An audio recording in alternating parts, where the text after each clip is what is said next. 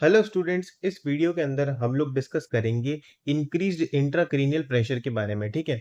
अगर intracranial pressure के बारे में बात करें तो ये जो होता है हमारे स्कल के अंदर जो ब्रेन होता है उसके अंदर जो सेरिब्रोस्पाइनल फ्लूइड होता है, जो ब्लड होता है और जो भी फ्लूइड होता है ना उससे होने वाला एक प्रेशर होता है बेसिकली, जो कि ब्रेन के अंदर पाया जाता है। तो अगर ये जो प्रेशर है ये हमारे इंक्रीज हो जाता है अगर ब्रेन के अंदर, तो उसकी वजह से काफी सारी सीवियरिटी या फिर सीवियर प्रॉब्लम्स जो है ये कॉज कर सकता है। ठीक है। अगर हम लोग इसको डेफिनेशन से समझे, सो इंट्राक्रेनियल प्रेशर यानी कि ICP is the pressure inside the skull. So हमारे स्कल के अंदर ये प्रेशर होता है। ठीक है। Maintained by the brain tissue blood cerebrospinal fluid.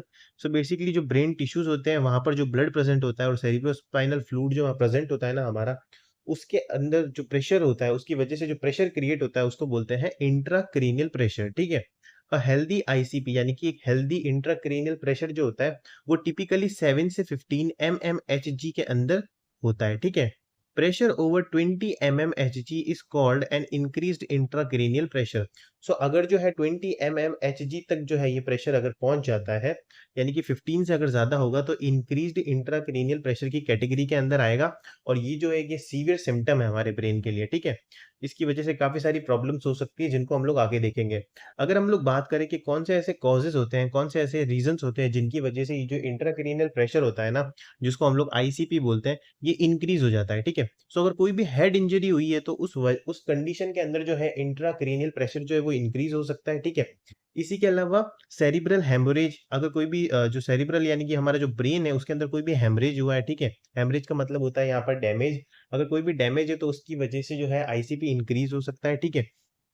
इसी के अलावा ब्रेन ट्यूमर जो है ये भी रेस्पॉन्सिबल होता है। सेरिब्रल ओडीमा, ठीक है, यहाँ पर ब्रेन के अंदर अगर फ्लूइड का एक्यूमुलेशन हो जाएगा तो जिसकी वजह से क्या होगा ना, प्रेशर बढ़ेगा ब्रेन के अंदर। ठीक है।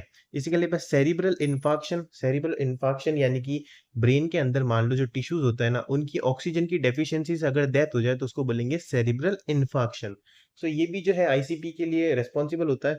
इसी के अलावा हाइड्रोसेफेलस की कंडीशन, जो कि हम लोग पीडियाट्रिक्स में अच्छे से डिस्कस कर चुके हैं। और सीजर्स सीजर्स जो होते हैं वो भी हमारे पास रेस्पॉन्सिबल होते हैं इंक्रीज इंट्राक्रेनियल प्रेशर के लिए।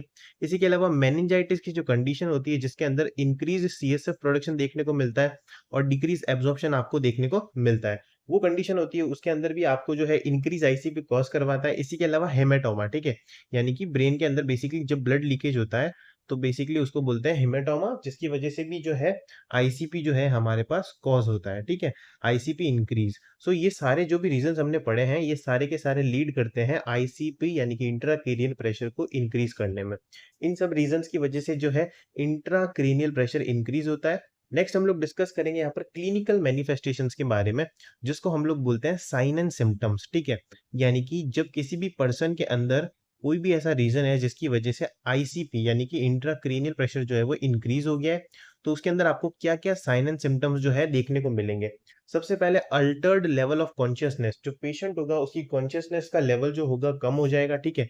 जो जीसीएस स्केल होता है ना हमारे पास, ग्लेसगांव कॉमा स्केल, जिसके ऊपर हमने वीडियो बना रखी है, जिसकी मदद से हम लोग चेक चेक करते हैं कि जो पेशेंट है उसका कॉन्शियस लेवल कितना है। ठीक है।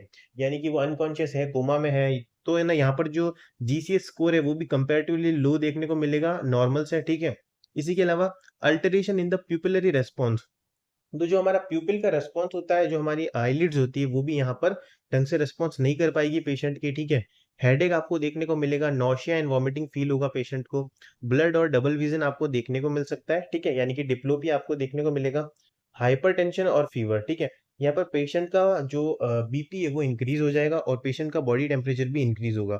इंक्रीज सिस्टोलिक ब्लड प्रेशर, तो सिस्टोलिक ब्लड प्रेशर आपको इंक्रीज देखने को मिलेगा। अब सिस्टोलिक ब्लड प्रेशर क्या है, इसको हमने ब्लड प्रेशर वाली वीडियो में बहुत अच्छे से समझ रखा है, तो आप लोग जाकर देख सकते हो। इसी के अलावा ब्रेडिकार्डिया ब्रेडिकार्डिया देखने को मिलेगा। ठीक है ना। इसी के अलावा इरेगुलर ब्रीदिंग, या फिर जिसको चेन स्टोक्स ब्रीथिंग भी बोलते हैं। ठीक है। चेन स्टोक्स ब्रीदिंग के ऊपर भी हमने अच्छे से वीडियो में डिस्कस किया है, पीडियाट्रिक्स में आप जाकर देख सकते हो इसको भी। तो यहाँ पर चेन स्ट्रोक्स ब्रीदिंग और इरेगुलर रेस्पिरेशन भी आपको देखने को मिलेगा। ठीक है। इसी के अलावा डीकॉर्टिक एंड डीसेरिब्रेट, ठीक है, डीकॉर्टिकेट एंड डीसेरिब्रेट भी आपको यहाँ पर देखने को मिलेगा। इन दोनों के बारे में हमने डिस्कस कर रखा है अच्छे से जीसीएस के अंदर, ठीक है।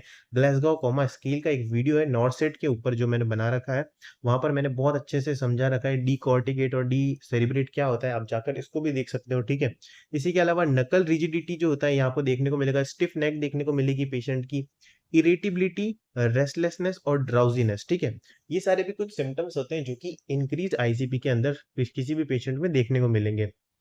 नेक्स्ट डिस्कस करते हैं इसके डायग्नोसिस के बारे में।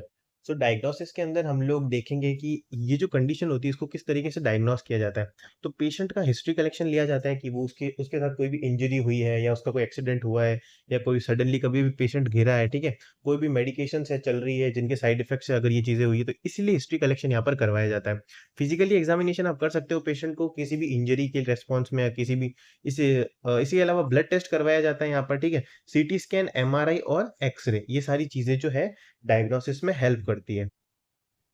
नेक्स्ट हम लोग लास्ट डिस्कस करेंगे कि इस कंडीशन के अंदर क्या ट्रीटमेंट होता है, ठीक है।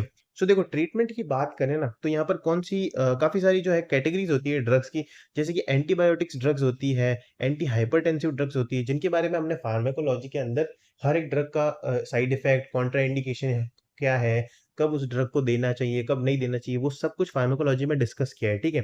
सारे न्यूरोलॉजिकल डिसऑर्डर्स के ऊपर एक दो वीडियोस है जिनके ऊपर अच्छे से डिस्कस करेंगे हम लोग।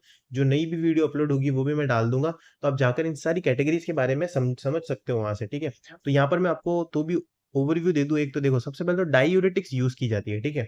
अब देखो डायूरेटिक्स ऐसी दवाइयां होती है, बेसिकली ऐसी ड्रग्स होती है हमारे पास, जिसको देने से क्या होता है ना, बॉडी के अंदर जो फ्लूइड का लेवल है ना वो डिक्रीज हो जाता है, ठीक है। डायूरेटिक्स क्या करती है ना हमारे पास, यहाँ पर बाहर निकालती है वाटर को बॉडी से, ठीक है। ऑस्मेटिक डायूरेटिक्स की कैटेगरी होती है जिसके अंदर एक ड्रग होती है मैनिटॉल। तो मैनिटॉल एक ड्रग है हमारे पास जो इस कंडीशन के अंदर दी जाती है, ठीक है। मैनिटॉल देने से क्या होता है ना कि ड्रॉस फ्लूइड फ्रॉम ब्रेन, ये ब्रेन के अंदर जितना भी फ्लूइड होता है ना एक्स्ट्रा, उसको ज्यादा से ज्यादा निकालने की कोशिश करती है, ठीक है।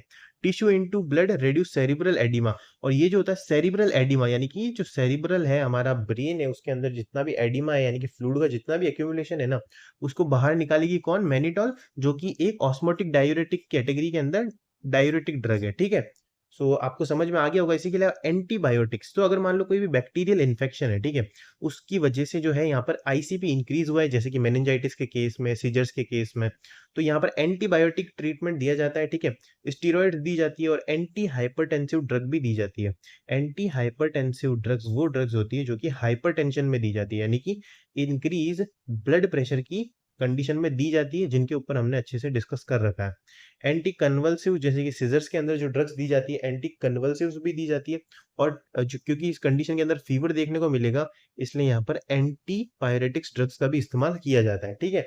इसी के अलावा कुछ केसेस में सर्जरीज भी होती है जिसको हम लोग जब आईसीपी को बिल्कुल नॉर्सेट लेवल तक डिटेल में जाकर एक और वीडियो में पढ़ेंगे, उसमें मैं आपको बताऊंगा। तब तक के लिए बहुत है। आई होप आपको पूरा टॉपिक यहाँ पर इंक्रीज्ड आईसीपी समझ में आया होगा। आप चाहो तो इसकी पीडीएफ भी जाकर डाउनलोड कर सकते हो टेलीग्राम चैनल एनएसजी लाइब्रेरी से।